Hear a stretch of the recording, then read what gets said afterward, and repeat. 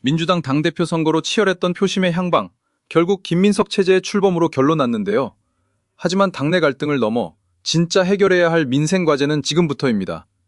전당대회 결과와 향후 전국의 파장을 짚어봅니다. 자, 그러면 전당대회 결과를 좀 살펴보도록 하겠습니다. 저희 매불쇼가 좀 너무 오랫동안 쉬어가지고 요거를 잠깐 좀 정리를 할 필요가 있을 것 같은데, 호남에서 김민석 후보가 이제 압승을 했고요. 서울 경기에서는 이제 김민석 후보가 박빙 우세를 했는데 일단 호남부터 좀 살펴볼까요? 네, 호남권 득표를 보면은 송영길 후보 9.81%, 정청래 후보 32.65%, 김민석 후보가 57.54%로 24.89%포인트 앞섰습니다. 네, 호남이 이제 중요하다는 얘기를 계속 했었는데 굉장히 격차가 컸어요. 네. 리얼미터 조사 결과는 거의 똑같이 나왔네요. 정말이에요? 그럼요. 정말 그 거짓말하면 큰일 나요. 지난주 월요일날 방송에 제가 나와서 이 지표를 보여드렸잖아요. 호남. 그러면서 김민석 후보 당선이 조금 유리한 상황이 됐다라고 했는데, 리얼미터 조사 결과 이게 첫 번째 페이지가 이제 저희가 지난주에 소개해드린 호남 결과인데 57.7% 김민석 후보가 지지를 받았는데 실제 득표를 57.5% 했어요. 이 정도면 수리수리 이택수리 아닌가요? 그러네. 그 정도로 거의 맞췄다고 봐야겠네요. 네. 그리고 수도권도 사실 리얼미터 조사는 한 5%포인트 앞섰는데 이제 살짝 앞서는 결과가 나왔는데 사실 이제 지난 주말을 거쳐서 대통령 지지율이 아까 소개해드렸습니다만 많이 빠졌잖아요. 그러면서 어제 발표된 민주당 전당대회에서 30% 반영된 조사는 조금 의외의 결과가 나왔거든요. 이른바 친천계 이성윤 후보가 많이 높게 나오고, 그래서 한 며칠 사이에 대통령 지지도가 빠지면서 또 반명, 이제 그런 표현 안 썼으면 좋겠는데 지난주까지는 아무튼 그런 표현을 쓰면서 우리가 전당을 했었기 때문에 그래서 친천계 후보들이 좀 득표가 많이 나오는 그런 결과가 나오기도 한 것 같습니다. 네, 뒤에 이야기까지는 끌어다 쓰지 마시고 이런 거 제가 제일 싫어하는 스타일이에요. 수리수리 택수리. 차근차근 갑니다. 차근차근 가겠습니다. 혹시 이 결과에 덧붙일 말씀 있으시면 중간중간에 하셔도 됩니다. 네.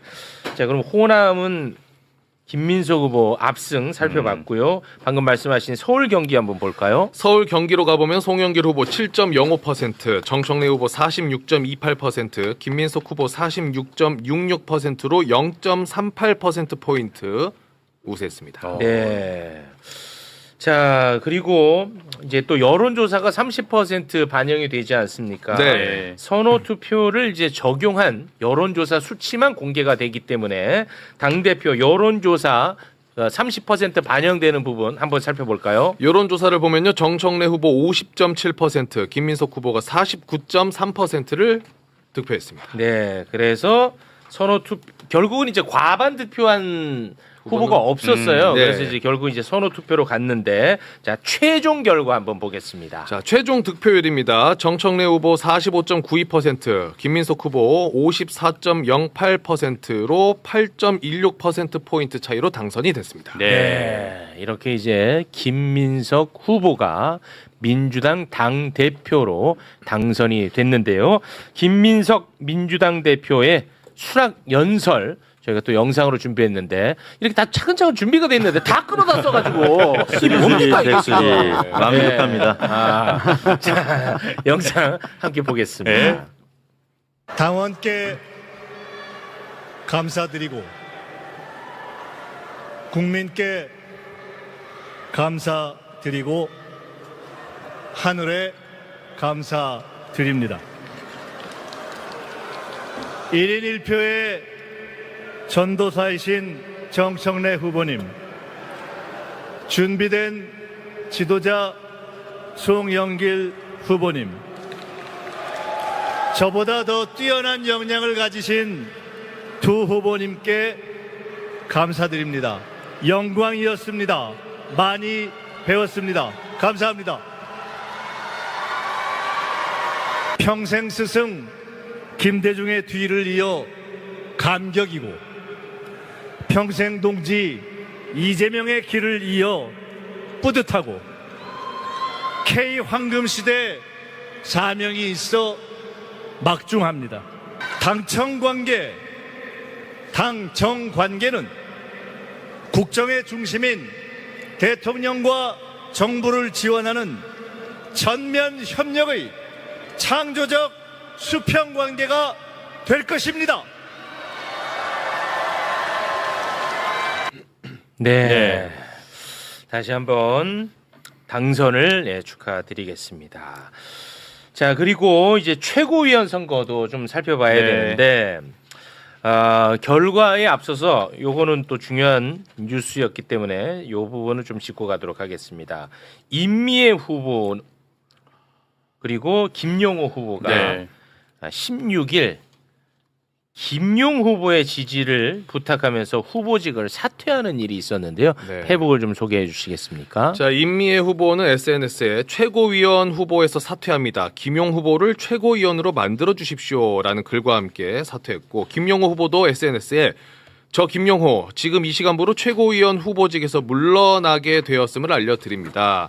저 김용호에게 주시려 했던 소중한 한 표는 기호 2번 김용 후보에게 모아주실 것을 간곡히 부탁드립니다. 라고 올렸습니다. 그렇습니다. 뭐 후보로 출마할 수도 있고 사퇴할 수도 있고 그거는 뭐 이제 각자의 몫이긴 합니다만 이제 임미애 후보 같은 경우는 매불쇼에 약 그 100만 구독자 앞에서 결과적으로는 조금 이제 거짓말을 하게 된 그런 모양새입니다. 네. 여기서 이제 약속을 한 부분이 있었거든요. 네. 그거는 좀 개인적으로 저는 조금 아쉽게 좀 느껴지는 대목입니다. 네. 자, 그래서 이제 최종 최고위원 결과 한번 좀 보겠습니다. 네, 최민희 후보 18.35%, 박선원 후보 17.57%, 서미화 후보 16.60%, 이성윤 후보 16.35%, 한민수 후보 15.86%, 김용 후보가 15.26%로 한민수 후보까지 당선이 확정되었습니다. 네. 자, 여기까지가 이제 전당대회 상황을 저희가 이제 정리를 했고요. 네. 이제는 여러분께서 분석도 좀 해주시고 해주실 말씀이 있으면 자유롭게 해주시면 좋을 것 같습니다. 네. 네, 어떻게 보셨습니까? 전당대회. 참 조심스럽긴 한데요. 네. 저는 이번 전당대회 전 과정에 대해서 답답함과 우려가 너무 컸기 때문에 사실 그 결과에 대한 해석도 조심스럽긴 마찬가지입니다. 조금 전에 먼저 말씀드리자면 이제 임미애 후보하고 사퇴를 하면서 김용 후보를 지지했던 것도 사실 이번 전당대회 결과가 어떤 의미로 비춰지는지를 좀 상징적으로 나타내고 그 결과가 오히려 역풍의 결과나 다른 식의 또 역결집을 만들어낸 이런 식의 현상으로 뭐 해석을 해도 될 정도로 마지막까지 당내 선거에서는 보기 드물게 지나치게 좀 대결적인 구도로 비쳤던 부분은 너무 아쉽다 전제로 이렇게 말씀을 드리고요. 그냥 총평으로 먼저 한마디 말씀을 드리면 사실 김민석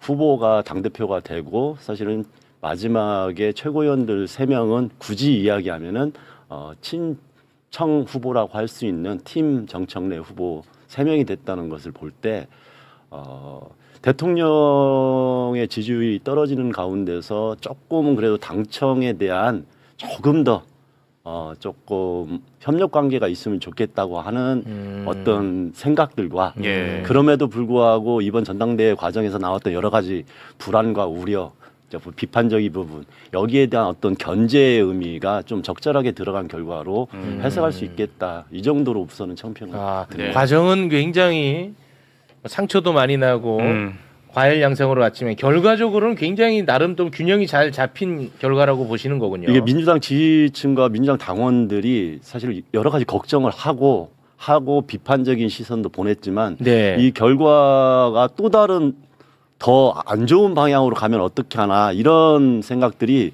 이 마지막 결과에서 조금 나온 건 아닌가 그런 부분을 당선자나 아니면 낙선자 모두가 조금 깊게 들여다봐야 될 결과다 이렇게 좀 말씀드릴 수 있을 것 같습니다. 알겠습니다. 우리 교수님은요? 일단 저는 그 정서적으로 그러니까 이 과정에서는 좀 불편했어요. 그러니까 전체적으로 이 진행되는 과정은 되게 불편했는데 결과가 나오니까 참 묘하게 편안해요. 다른 분들은 걱정을 많이 하던데 저는 되게 편안하고 지금 상태는 굉장히 편안한 상태인데 저는 이제 선거가 진행되는 과정에서 계속 기회가 있을 때마다 그런 말 했는데 이번 선거는 사실은 결과보다 결과에 대한 해석이 중요하다. 그렇지. 저는 그렇게 보거든요. 저는 사실은 이번 선거 전체 득표를 봤을 때 특이한 점은 호남에서 차이지 나머지 점이 특이하다고 보지는 않거든요. 그런데 이 시점에서 이 과정을 이 전당대회를 어떻게 해석할 것인가라고 하는 문제가 향후 민주당만이 아니라 범민주 진보 진영과 대한민국 미래에 아주 중대한 결과를 가져올 것이다. 네네네. 그래서 저는 나름대로 그럼 뭐 할까?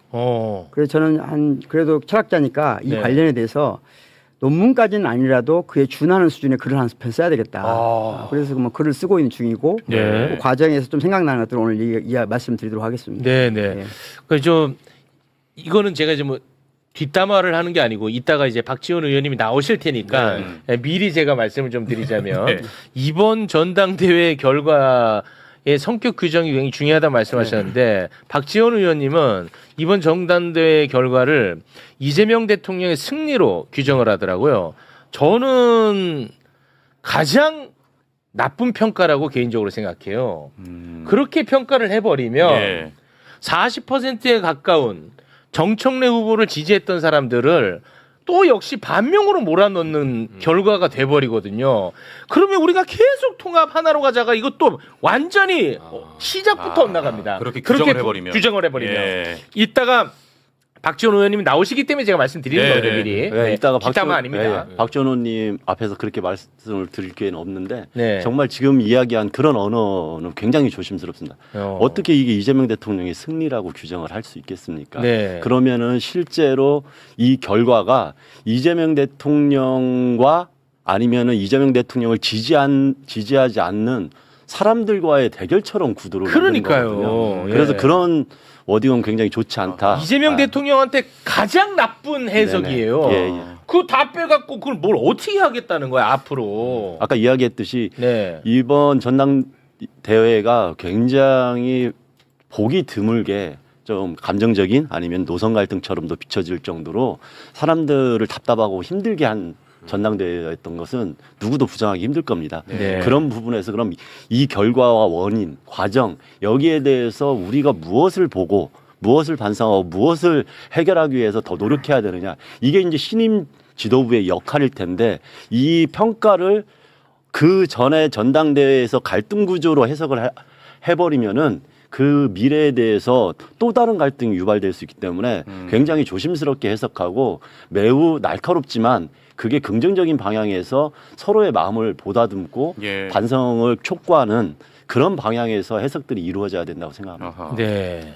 야구에서 보면 제가 먼저 네. 말씀드릴게요. 야구에서 보면 옛날에 빠따 던지기 빠던 아빠던. 잘 안 했는데 요즘 조금 뭐 허용되긴 합니다만 상대 투수를 배려해서 빠던 안 하잖아요, 잘. 네. 그리고 미국에서는 뭐 거의 한국보다 더 지금 엄격한 기준이 있는데 정치에서는 사실 빠던은 더 조심해야 되거든요. 패배자에 대해서 예우하고 또 패배자나 낙선자들을 지지하는 당원 또 지지자들 국민들이 있잖아요. 그래서 그런 부분들을 위해서는 뭐 이런 표현은 조금 자제하는 게 좋을 것 같고 사실 이번 전당대회가 저는 황금률에 의해서 나뉘어졌다라고 봅니다. 이게 어느 특정 세력을 완전히 지지하는 것도 아니고 그러니까 이재명 대통령이나 아니면 김민석 전 총리 그래서 당청 관계에 이제 뭐 창조적 수평 관계라는 말씀은 하셨습니다만 뭐 굳이 따지자면 낙수 효과를 지지하는 그러니까 대통령한테 한 재신임을 하는 이런 세력이 한 절반 정도 있었던 거고 또 당원들로부터 올라오는 분수 효과라고 할 수 있는 당원으로부터 이 권력이 나온다라는 것을 보여주는 게 또 절반 가까이 됐잖아요. 굳이 이제 2순위 선호 투표에 의해서 한 10% 가까이 차이는 났습니다만 실제 투표 결과는 거의 박빙으로 나왔다고 봐야 될 것 같고 네. 그런 차원에서 이제 호남 민심이 약간의 가르마를 타준 건데 아무튼 지금부터는 표현도 좀 조심스럽게 통합의 방점을 둔 뭐 그런 좀 자제하는 그런 부분이 필요할 것 같습니다. 네. 저는 일단 기본적으로는 이번 선거를 누가 승리했고 누가 패배했다고 보기 어려운 선거라고 봐요. 기본적으로는 승패로 빨리 확인하려고 하는 건 누가 승리했다 이런 식의 그 해석은 좋지 않다고 보고요. 다만 이 해석을 제대로 해보기 위해서 저는 이재명 대통령을 처음 알게 된 게 성남시장 할 때거든요. 그래서 2010년부터니까 15년 동안 비교적 저는 이제 그 김대중 대통령 시절 그 이전부터 정치적인 관심을 가져왔는데 특히 이재명 대통령에 대해서 굉장히 좋아했어요. 네. 막 처음 나왔을 때부터 줄고 좋아했는데 그래서 제가 이제 이 선거가 끝나갈 때쯤 돼서 나는 왜 이재명을 좋아했지? 이재명은 나만 좋아한 게 아니라 이재명을 좋아했던 많은 사람들은 무엇 때문에 좋아했지? 그 두 가지 이미지가 있는 것 같아요. 네. 첫 번째는 이재명 대통령은 성남시장 이외로 탁월한 행정 능력을 보여준 거예요. 탁월한 행정 능력을 보여줬고 누가 봐도 능력 있는 행정가다라는 네. 느낌을 지금도 가지고 있다고 저는 생각합니다. 예. 그리고 이와 관련해서 대통령이 계속해서 이제 특히 대통령 선거 때 대선 때 많이 내세운 것이 먹사니즘, 잘사니즘이에요. 그러니까 먹사니즘, 잘사니즘의 프레임을 만들었거든요. 그래서 그것은 내가 유능한 이재명으로서 유능한 행정가로서 국민들을 모두를 잘 살게 해주겠다. 또는 먹고 살만한 문제에 관해서는 확실하게 챙기겠다. 그런 행정 능력을 보여주겠다. 저는 그런 프레임이 하나 있다고 생각해요. 그것 때문에 이재명을 좋아한 것도 분명히 있어요. 네. 이게 능력의 프레임이잖아요. 네. 그런데 저는 개인적으로 이재명을 처음 좋아하게 된 건 그쪽보다는 이재명이라는 사람이 압도적으로 그 누구도 가지고 있지 않은 그 서사를 가지고 있단 말이죠. 이 대한민국에서 가장 가난한 자, 가장 아래에 있는 자로부터 출발했어요. 그런데 이재명 대통령은 성남시장 이후에 쭉 보여준 것은 뭐냐면 서민을 위한 정치를 한다는 느낌보다는 서민 그 자체의 정치라는 느낌을 줬거든요.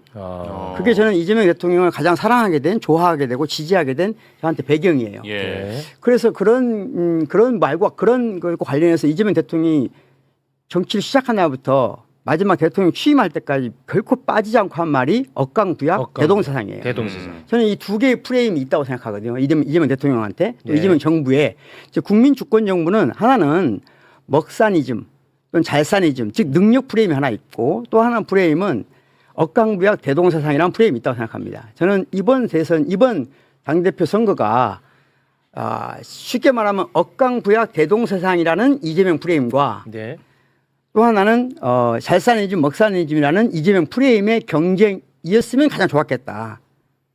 다시 말하면 어떤 이재명이냐를 놓고 경쟁했으면 좋았을 텐데. 네. 그러니까 이번에 그 경쟁한 진영에서 네. 둘 다 어찌됐든 간에 이재명 정부의 성공을 기치로 내걸었어. 그렇죠. 그런데 거기에 대한 성격은 좀 다를 수 있고 그렇죠. 그래야 네. 이제 경쟁이 되는데 그렇죠. 그런 내용이 없었다는 거군요. 네네. 이거 새롭다. 그리고 이제 예. 이재명 정부 1년 동안 평가 본인들이 내세운 정부에서 제시한 평가 지표가 있을 거 아니에요. 네. 그리고 제가 생각하기에 과연 이재명 대통령한테 우리가 바라는 다시 말하면 잘사니즘, 먹사니즘 관련된 이 지표들이 있어요. 그러면 우리 경제 성장률이 높아졌다든가 코스피 지수가 변했다든가 시가총액 순위가 변해 수출 경상수지 다 좋아졌거든요. 네. 그러면 이것은 분명 누가 봐도 대통령이 능력 있는 사람이라는 건 입증된 거잖아요. 네네. 그리고 잘사니즘, 먹사니즘 입증한 거잖아요. 예. 그런데 또 다른 측면에서 보자는 거죠. 다시 말하면 억강부약 대동사상으로 가는 대통령의 1년 성과가 있었는가. 이 관련해서 아주 쉬운 말만 하나 하겠습니다. 제가. 네네네. 불평등 지수가 높아졌을까 낮아졌을까. 불평등 지수. 진위계수라고 하거든요. 이거 아주 쉬운 말로 하면은 그러니까 제가 체감하기로는 조금 간극이 더 커진 것 같아. 그렇습니다. 맞아요? 예. 그러니까 이재명 정부 들어와서 모두가 성장하긴 했지만 가난한 사람이 성장한 것하고 부자인 사람이 성장한 것 대개 이 통계를 낼 때는 5분위를 내거든요. 20%씩 잘라요. 그런데 더 놀라운 게 있어요. 가장 안타까운 것은 뭐냐면 좀 이게 가슴 아픈 이야기인데 하위 20%의 경우에 네. 하위 20%의 경우에 가처분 소득이 줄어들 뿐만 아니라 더 심각한 문제가 있어요. 매달 가구당 50만 원 이상의 빚을 지는 것이 하위 20%예요. 가계부채가 계속 늘어나요? 네. 그러니까 실제 반드시 필요한 돈이 있잖아요. 또 버는 돈이 있잖아요. 네. 이 차이가 실제 소비한 돈하고 실제 쓰는 돈하고 번 돈 다 제가 만든 게 아니고 국가에서 다 내놔요. 통계 내놓으면 51만 9천 원이 월 평균 적자입니다. 우리나라 월 20%의 가계가. 그럼 이게 줄었냐? 최소한 줄었다는 희망이 있어야 되잖아요. 네네. 그런데 이게 줄어든다는 희망이 없어요. 지금까지 한 모든 통계를 보면. 자, 이 말은 무슨 말이냐? 제가 이재명 대통령 정치를 비판하려는 게 아니라 네네. 대통령이 되는 순간 어떤 이재명이 되길 바라는 것은 다 다를 수가 있어요. 네, 맞아요. 어떤 사람은 전체 국방이 가장 중요하다. 성장률이 가장 중요하다. 이렇게 생각할 수 있고 아니야. 국가 경쟁력이 중요하다. 중요하다 생각할 수 있고 그분 중요하지만 내가 생각하기에는 이재명한테 내가 바라는 이재명은 분배의 정의가 실현됐으면 좋겠어. 분배의 정의가 실현되지 않더라도 예를 들자면 불평등이 있더라도 최소 수혜자, 최대 약자에게는 조금 나아졌으면 좋겠어. 이 기대가 있어야 된다는 거죠. 네네. 그런데 저는 생각하기에 지금 이재명 정부는 먹산짐 잘산짐 프레임에서는 성공한 대통령이 맞다. 하지만 아쉽지만 억강부약 대동세상에 있어서는 성공했다는 지표가 없다. 자, 이 경쟁을 했으면 좋았겠다 저는. 그 두 가지 경쟁. 이 경쟁을 해서 예. 그랬을 때 나는 A형 이재명, B형 이재명 할 수 있잖아요. 네, 그럴 수 있어. 이렇게 경쟁하면 얼마나 아름답습니까? A형, B형으로 하지 마. 표현이 안 좋은가? 오해 사니까 가나. 가형. 가형과 나형. 가형 이재명, 네, 나형 오해 이재명. 살 수 있어요. 그렇게 네. 해서 경쟁하고 네. 그렇게 해서 보완해야 되거든요. 그런데 지금 민주당의 당대표 선거를 하는데 근데 불평등에 관해서 단 한마디도 없는 거예요. 이게 민주당이 위험한 신호라는 거예요. 무슨 말이냐. 좋았다. 전 세계에서 지금 OECD 국가 중에 극우화되지 않은 나라는 없습니다. 왜냐하면 2008년 이후에 OECD 국가의 대부분의 진보 정당이나 민주 세력들이 금융과 타협하면서 어떻게 됐냐?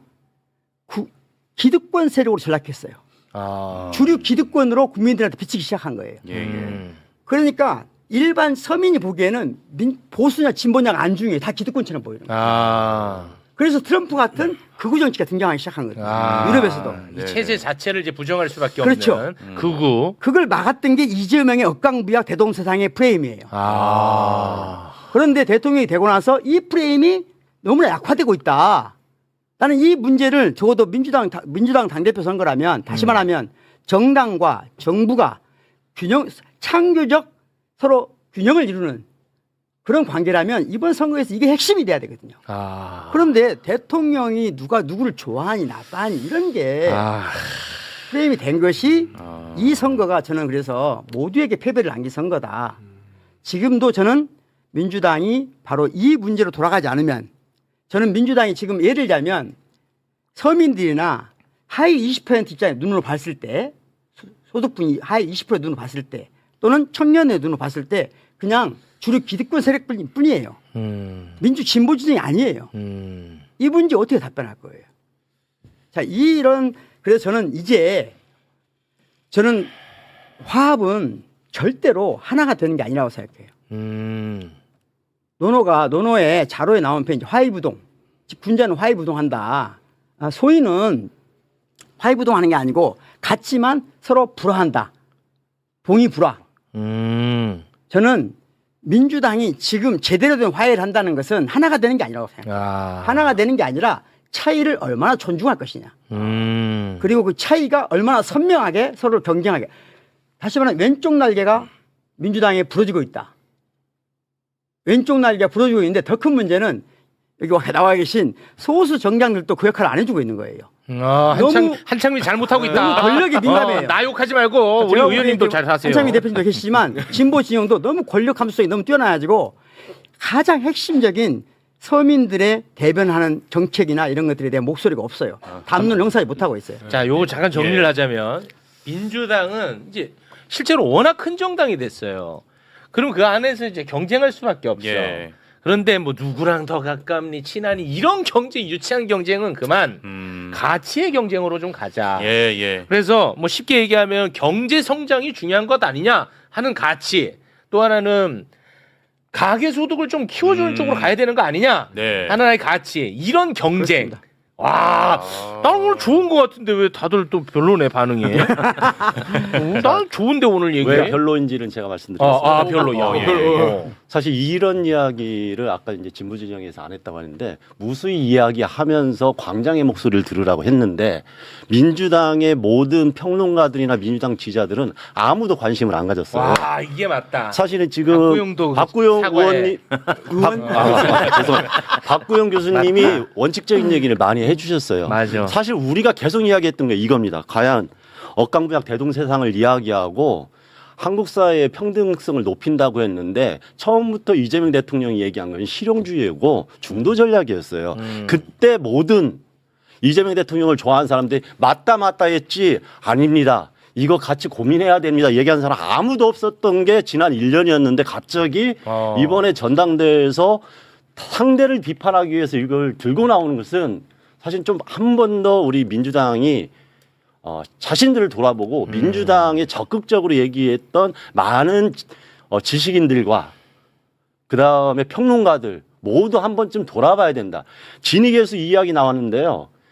일제 시대 이후에 가장 불평등이 강하다고 작년에 제가 몇 번을 얘기했습니다. 아무도 귀담아 듣지 않아요. 맞아. 지금은 그런 거 이야기할 때가 아니라고 얘기하거나 아니면은 모든 정치적 권력 관계 이야기만 해온 게 1년 동안의 정치평론이었습니다.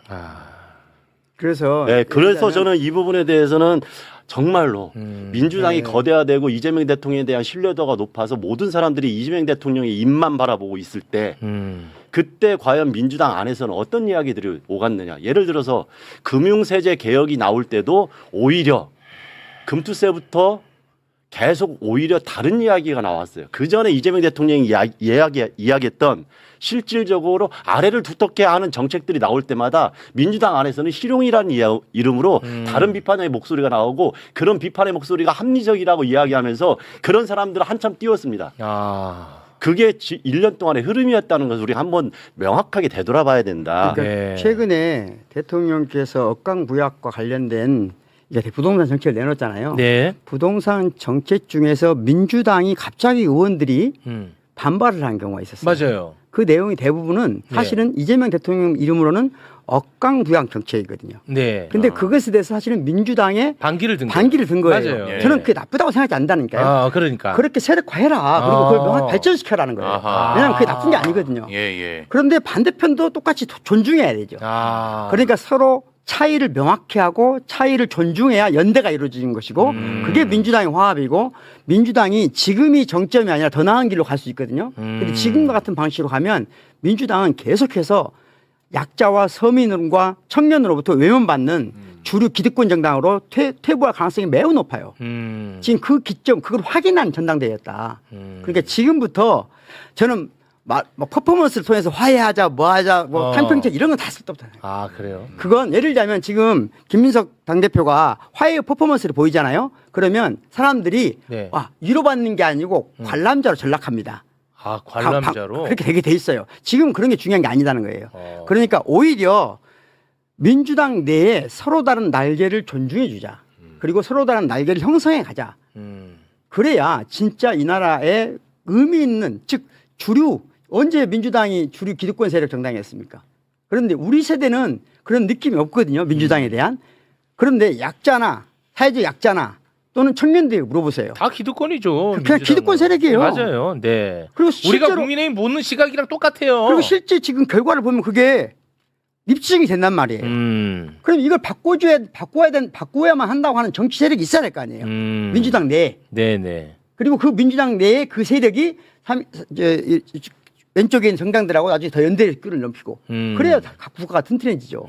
그런 계기를 삼았으면 좋겠다는 거예요. 저 여기서 한마디만 덧붙이면 지금은 박규영 교수님이 얘기했던 게 굉장히 좋은 말씀입니다. 네. 이번에 전당대회가 지난 1년을 바라보면서 우리가 돌아보고 사실은 다음에 이재명 정부의 성공을 위해서 3년 동안 어떤 기조와 어떤 정책적 방향으로 가야 되는지 이런 정책 선거가 돼야 되는데 과거를 파는 파묘 선거가 됐다는 비판이 나왔잖아요. 이게 이제 모두한테 상처가 되는 선거였다 이 말씀을 다시 한번 드리고 마지막에 김민석 당대표가 수락연설할 때 ABC 전략을 가져왔어요. 네. 사실은 이건 뭐 김민석 후보에 대한 선거 과정에서의 평가를 떠나가지고 딱 하나 그것만 저는 눈에 들어왔어요.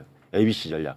A 같은 경우는 이제 생활비 정치 전략이라고 해가지고 실제로 우리 생활비 국민들이 삶이 얼마나 나아지지 않았는지에 대해서 반성하는 전략에서 이걸 중심으로 가겠다 이렇게 이야기한 거예요. 근데 이 생활비 전략은 미국의 민주사회주의자 DSA의 전략이고 이전에 한동안 대한민국에서 뭐 뉴욕시장 조던 만다니가 됐네 하면서 난리쳤을 때 그 전략이에요. 네. 그러니까 감당할 수 있는 뉴욕 해가지고 지금의 임금으로 지금의 물가와 지금의 주택시장 이거 감당하느냐 서민들이 감당 못한다. 그러기 위해서 서민들을 위해서 사회적 약자를 위해서 감당할 수 있는 뉴욕을 만들자. 이게 민주사회주의자들의 이야기고 우리 진보 정당들이 했던 이야기인데 이번에 그게 나왔어요. 네. 그 얘기를 했고 이제 비 같은 경우 보더로 전략 같은 경우도 이제 연대 연합 그 다음에 모든 수혜가 모든 사람들한테 가게 하는 이런 정책적 기조를 한다고 해서 그 얘기가 나왔어요. 그 다음에 세 번째 실제로 성과를 내겠다. 단순한 이념을 넘어서. 그래서 ABC 전략인데 네. 사실 이것을 뭐 어제 영어로 해가지고 사람들한테 복잡하게 설명하더라고. 그러지 말고 실제로 사람들의 삶이 그 다음에 더 아래로 더 두텁게 민생을 책임지는 정당으로 가기 위해서 이렇게 하겠다. 이게 마지막 이재명 정부를 성공하는 길이다. 이 이야기가 사실 선거 초반부터 나와가지고 그걸 가지고 그러면은 구체적으로 어떤 정책, 어떤 것을 우선으로 해서 갈 것인가 맞아. 이런 전략으로 나왔으면은 훨씬 좋았을 거다. 네. 이게 바로 지금 박부영 교수님이 얘기했던 이번 전당대회의 포지셔닝이 잘못돼서 서로가 상처를 주는 전당대회로 갔다. 여기에 대한 반성이 이루어져야지 네. 다음에 통합과 화합도 가능하고 우리가 이야기한 이재명 정부 성공이라는 게 도대체 어떤 것 성공을 이야기하냐 이런 구체적인 좋은 논쟁으로 갈 수 있다. 이 말씀을 꼭 강조하고 싶습니다. 이런 이야기조차 오늘 처음 들어봅니다. 아 그렇습니다 진짜. 아, 저는 오늘 진짜 너무 좋은 시간이었던 것 같습니다. 그러니까 네. 그 아까 마무리 제가 멘트인데. 하위 20% 얘기했잖아요. 네. 조금 더 누구나 체감할 수 있는 통계를 말씀드리면 그러니까 50% 대한민국 국민의 50%가 가처분 소득이 상위 50%가 비교했을 때 현격하게 차이 나는 게 6년 만에 최악이에요 지금. 아 지금이 제일 네. 안 좋아요. 그러니까 우리가 어느 순간 아, 지금 더 잘 살아지게 된 것만 보게 된 눈을 받게 되는 것은 아. 우리 스스로가 이미 이 해설을 하는 저 역시 주류 기득권 세력이기 때문에 그게 안 보이는 것이 맞아. 있는 거예요. 그래서 지금은 그야말로 민주당이 다시 살아나려면 막 청년 이런 말 할 게 아니고 지금 가장 어려운 사람들의 갖춰준 소득부터 올려야 된다. 빚지고 인생 자체가 빚이 되면 안 되잖아요. 그렇습니다. 하루하루가 삶 자체가 빚이 되는 인생이 지금 빚이? 20%가 넘는다니까요. 네, 맞습니다. 이걸 빨리 바꿔주고 어떻게 바꿀 것인가가 지금 저는 화합의 가장 큰 키워드라고 생각해요. 그래서 야. 김민석 당대표가 A 얘기할 때 어포더빌리티라는 것은 예를 들면 미국에서는 맘단 얘기할 때는 세 가지예요. 미국 뉴욕에서 보통 사람들이 세 가지의 물음입니다. 그냥 약자든 청년이든 누구든지 첫 번째 뉴욕에 사는 모든 사람이 작은 집이라도 가질 수 있는가? 주택. 첫 번째 그거거든요. 두 번째 네. 아플 때 병원에 갈 수 있는가? 세 번째 누구 교육 좀 배우고 싶을 때 배울 수 있는가? 진짜 기본이네. 이 세 가지거든요. 근데 미국에서는 잘 안 돼요. 예. 우리도 지금 이게 안 되는 게, 즉 빚을 안 지고는 이게 안 되는 게 대부분 50%예요. 아. 서울에 살고 있는 사람들의. 그럼 그 문제를 어떻게 할 것인가를 답변해야 되는데 네. 그 어포더빌리티라는 게 지금 뭐냐면 미국에서 만다니말 그 얘기 하는 게 아니에요. 공화당 안이 있고 민주당 안이 있어요. 똑같은 얘기를 봐요. 민생정치라고 하는 것도. 공화당은 뭐라고 하냐? 기업의 규제가 너무 강화되는 걸 없애야 된다고 생각하니까. 똑같은 단어를 놓거든. 오케이. 그러니까 그렇지. 김민석 당대표가 앞으로 다시 말하면 어느 쪽 할지는 몰라요. 아, 그건 몰라.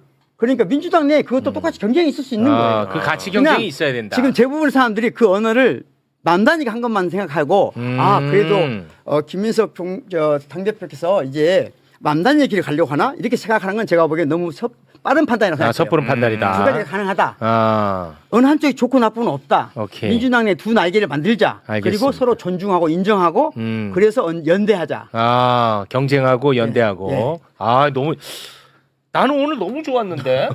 어때? 와, 나는 진짜 매불쇼가 자랑스러웠습니다, 오늘. 모든 방송 전당대회 관련해서 한번 보세요. 다 지금도 반명이니 뭐니 이 얘기, 인물 중심에 대한 이야기만 하고 있습니다. 네. 인물 중심의 경쟁 이제는 좀 그만해라. 가치 중심으로 치열하게 경쟁해라. 연대해라. 이렇게 정리하겠습니다. 이런 얘기를 아예 처음 듣네요. 그렇습니다. 지금 평론가들이 계속 이야기하는 게 도대체 이제 어떻게 정청래 대표가 이제 어떤 어떻게 나올 메시지를 낼 것이냐, 것이냐. 그다음에 김민석 후보가 어떻게 통합 메시지를 낼 네. 것이냐 이렇게 이야기하는데 사실은 그거에 그냥 메시지가 중요한 게 아니에요. 메시지에 들어있는 방향성이 중요하다고 생각해요. 예를 들어서 김민석 대표가 부동산 정책 지금 부동산 세제 나왔잖아요. 네. 민주당 안에서 서울시 수도권 의원들의 반발이 있어요. 맞아요. 근데 조금 전에 박근혜 교수님 얘기했듯이 이것은 세제를 정상화하는 정도 수준이지 엄청나게 파격적이지도 않아요. 맞아. 저희들은 불만이에요.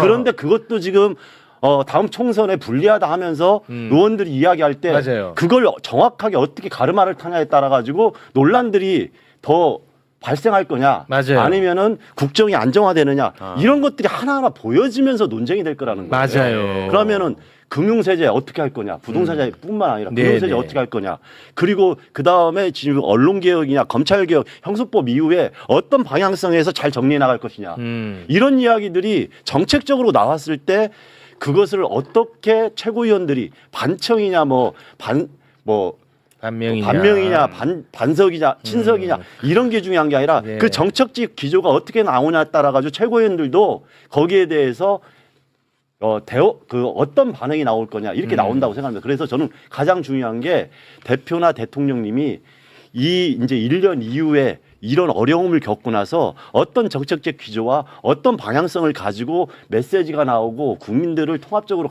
가져가느냐. 이 예. 통합이 단순하게 봉합이 아니라 알겠습니다. 우리의 다수를 위한 모두의 민주당이라는데 도대체 모두가 어디에 있습니까? 이런 의구심을 안 갖게 네. 그 방향이 가장 중요하다. 아유, 고맙습니다. 네. 자, 더 이야기를 나누고 싶습니다만, 저희가 지금 다음에 준비된 게 너무 많아가지고 일단은 여기서 이 얘기는 뭐 앞으로도 또 계속 해야 되는 얘기니까 이 정도에서 마무리를 짓겠습니다. 세 분 덕분에 오늘 저는 개인적으로 너무너무 보람됐습니다. 세 분 진심으로 고맙습니다. 감사합니다. 고맙습니다. 아, 이게 민주당이 하나의 모습으로 계속해가길 원하시면 이 영상을 주변에 널리 공유해 주시고 좋아요, 구독으로 응원해 주세요.